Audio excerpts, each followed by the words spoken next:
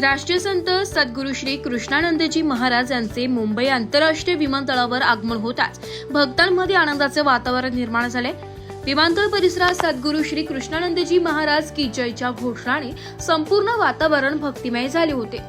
या प्रसंगी सद्विप्र समाज सेवा समिती व सद्गुरू धाम आश्रम समितीच्या वतीने सद्गुरू धाम आश्रमाचे संस्थापक अध्यक्ष व राष्ट्रीय संत सद्गुरू श्री कृष्णानंदजी महाराज यांचे भव्य स्वागत करण्यात आले। यावेळी आचार्य जनेश्वर स्वामी, सौ अचालिका गुप्ता, मनीषा गोस्वामी, आचार्य जयंत तायडे, भैरव सिंग शेखावत, उपेंद्र शुक्ला, नरेंद्र बडनखे, आनंद यादव, चंद्रकांत पाटील, कैलासनाथ यांच्यासह उपस्थित सर्व सेवाधिकारी गणांनी सद्गुरू महाराजांचे स्वागत करून त्यांचे आशीर्वाद घेतले।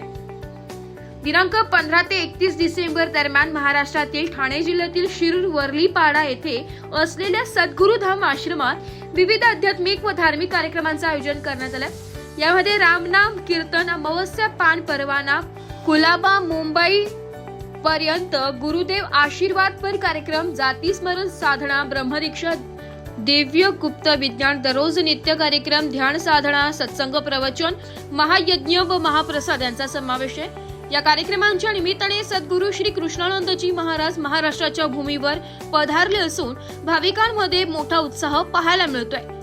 नाशिक लोकशाही न्यूज साठी प्रतिनिधी सागर केदारी, मुंबई।